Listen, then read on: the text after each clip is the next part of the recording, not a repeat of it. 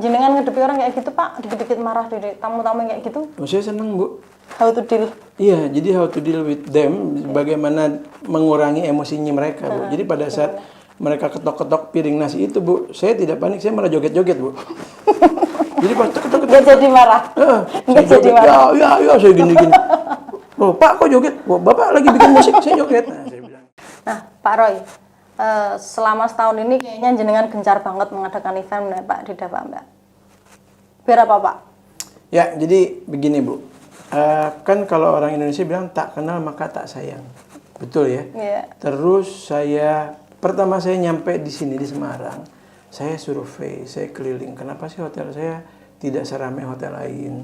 Kenapa hotel saya tidak dijadikan pilihan utama atau gini? Saya keliling, saya tanya dengan warga sekitar. Saya pergi ke Kota Lama, Simpang 5 dan lain-lain.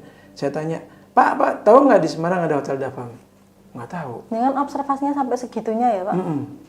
Terus saya tanya lagi, tahu ada Hotel Davam nggak? Tahu, tapi saya nggak tahu di mana, gitu kan. Bu, tahu Hotel Davam? Pernah dengar aja gitu kan. Wah, pantesan hotel saya tidak seramai hotel lain kan gitu Bu. Akhirnya saya mulai berpikir apa sih yang bisa bikin hotel saya dikenal. Ya seperti biasa, kita bikin kegiatan yang melibatkan masyarakat.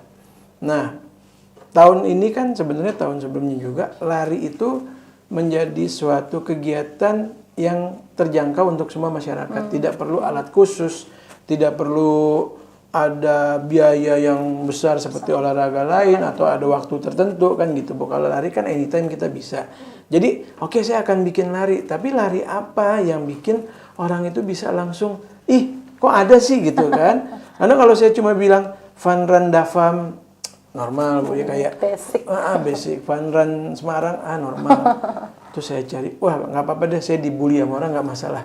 Yang penting viral, nama Davam Semarang viral. Nah saya create karena waktu itu berbarengan dengan Valentine. Saya bikinnya namanya Fun Run Kawin Lari. Wah Bu, pada saat bikin kawin lari, semuanya ngebully, diketawain. Tapi penasaran juga. Akhirnya banyak yang ikut Bu. Dan itu benar-benar kostumnya aneh-aneh Bu. Ada yang kostumnya Joker, ada yang kostumnya Mario Bros berpasangan. Dan saat itu alhamdulillah langsung kita dapat brand awareness dan media coverage kita tinggi.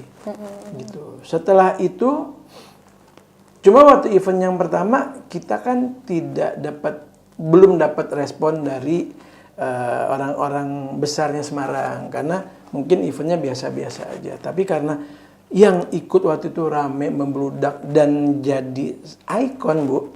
Karena begitu saya ketemu dengan orang-orang tamu-tamu, mereka kenalnya saya adalah GM Kawin Lari Bu. Saya bilang, bukan GM Davam, bukan, GM Kawin Lari. GM Kawin Lari. Sampai Bu Ita pun bilangnya, wah Pak Kawin Lari, gitu, apa kabar? Saya bilang, aduh saya kawin lari mulu nih, nggak capek apa Bu ya, lari mulu. Akhirnya kita bikin nih yang kedua, karena banyak permintaan kan, kita bikin namanya Lari dari Kenyataan. Orang nanya lagi, kok aneh lagi sih namanya? Ya itulah namanya strategi marketing Bu. Ya jadi semakin aneh orang dengernya, itu mereka akan penasaran dan memberikan pendapat. Contoh kayak Vicky Prasetyo Bu, dibenci tapi disukai, iya kan? Andika Kangen Band, dibenci tapi disukai. Nah kita mau bikin seperti itu. Kita dibully tapi kok orang tetap pada datang. Nah pada saat kita bikin Lari dari Kenyataan, alhamdulillah Bu Ita ikut dong. Alhamdulillah pejabat-pejabat lain juga ikut. Nah di situ, ternyata Davam Semarang ini sudah mulai dikenal. Sampai akhirnya kita bikin event cooking class untuk anak-anak, kita bikin podcast dan lain-lain. Kita bikin juga yang terakhir Fun Run Dikejar Gatot Kaca. Nah pas untuk Dikejar Gatot Kaca ini momennya memang pas Semarang kan terpilih sebagai salah satu heritage city di Indonesia. Nah saya suka budaya Bu. Jadi saya bilang sama teman-teman, kalau bukan kita yang melestarikan budaya, ini mungkin nanti di bawah-bawah nih anak-anak kita udah nggak tahu siapa Gatot Kaca, nggak tahu, Dewi Sri Kandi nggak tahu, ya kan? Yang taunya mungkin One Piece Bu, ya kan? Nah daripada budaya Indonesia tergeser dengan budaya asing, nah makanya saya kencangin itu si Gatot Kaca, gitu. Pak Roy saya mau tanya, jenengan itu kalau misalnya sebagai GM ketika ngerekrut karyawan, ada formulanya nggak Pak? Seperti apa?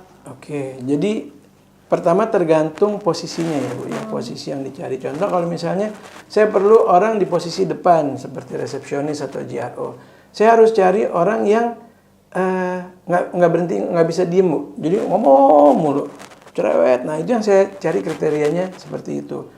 Walaupun dia tidak punya background sebagai resepsionis atau GRO, tapi dia bisa supel dengan tamu, dia bisa bicara dengan tamu dalam koridor konteks yang sopan dan tetap terarah, itu sudah nilai plus buat saya.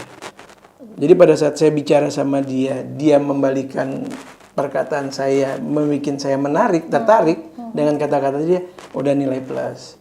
Terus yang kedua, bagaimana performancenya dia, itu juga nilai plus. Yang kadang-kadang mereka pada tidak pede, wah saya tidak ada pengalaman di hotel. Tapi buat saya, guys don't worry. Kalian tidak punya pengalaman di hotel, melamarlah ke saya. Pasti saya terima. Pak relokasi ke first timer ya Pak? First timer. Jadi saya ada ini Bu, ada sedikit kisah di Jakarta itu, namanya Madesu. Masa depan suram. Nah, masa depan suram. Kira-kira seperti itu. Jadi dulu saya sempet nembak cewek Bu. Ya. Itu saya dikatain dong. Ah, kamu begini, nanti kalau sama saya masa depan suram. Wah, hati saya kira-kira sakit nggak begitu? Hah? Saya nggak sakit Bu, hati saya Bu. Terus? Teriris-iris. Kayaknya, aduh kok dia sudah menjat saya gitu loh. Bahwa saya akan nggak tahu dia kelas saya jadi apa. Ditambah lagi dengan yang saya bilang tadi pas saya melamar ditolak karena nggak ada pengalaman. Nah dari situ saya lihat Bu, di Jakarta, di Indonesia itu kok banyak sekali, maaf ya, yang anak kecil ngelem, begal, jadi pengamen, jadi copet, jadi apa. Saya dulu pernah dengan grupnya mereka Bu. Saya pernah gabung dengan mereka. Karena apa? Karena saya tidak ada kesempatan kerja.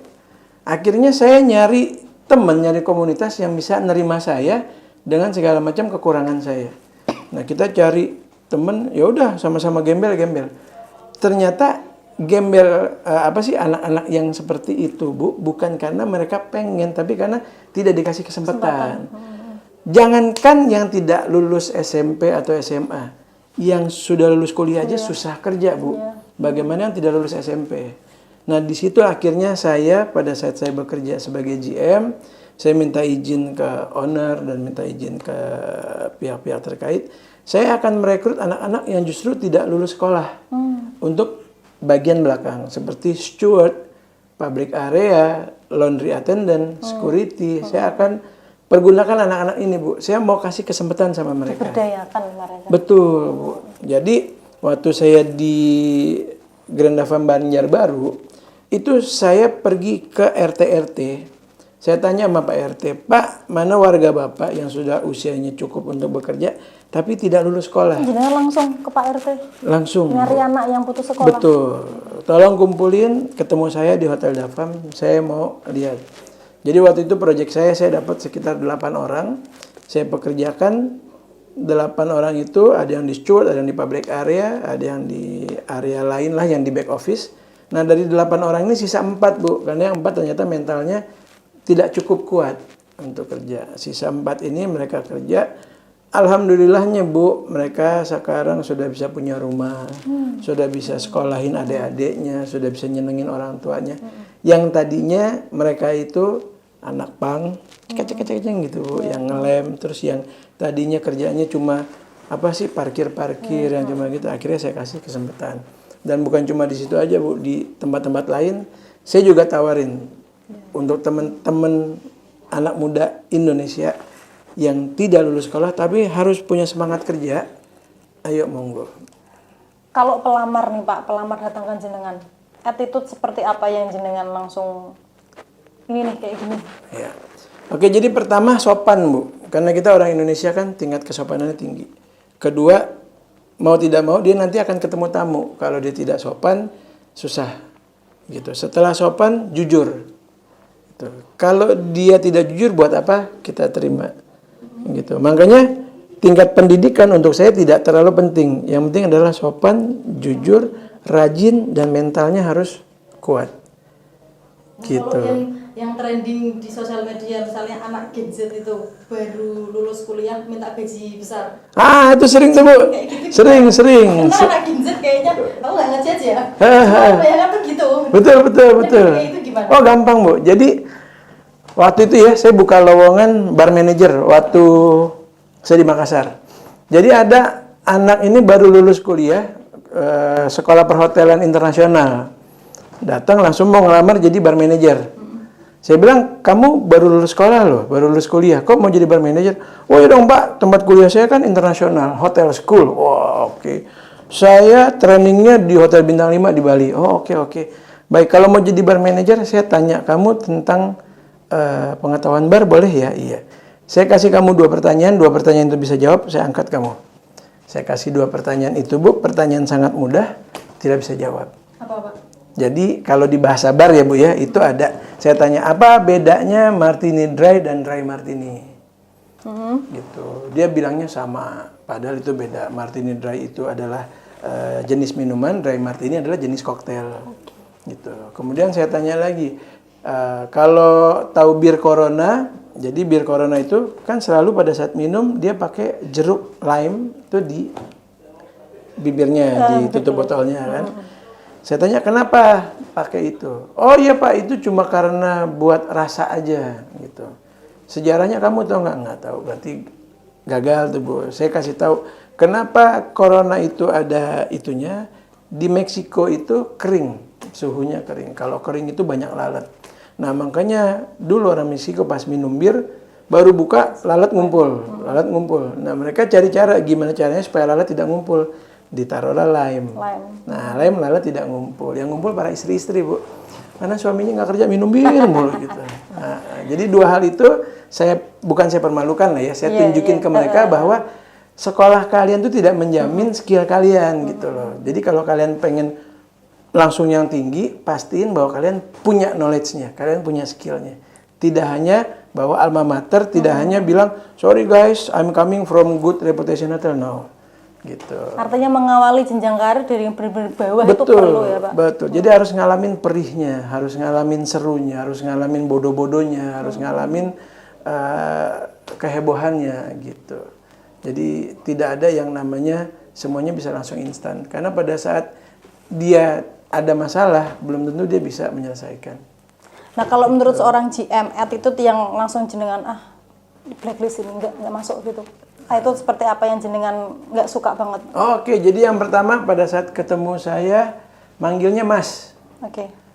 Manggilnya Bang. Oke. Manggilnya Om.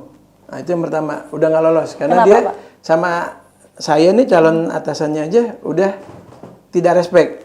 Bagaimana nanti ketemu tamu, kan gitu. Kan tidak mungkin tiba-tiba tamu, "Woi Bang, apa kabar?" Oh, saya tamu dipanggil Bang ya kan.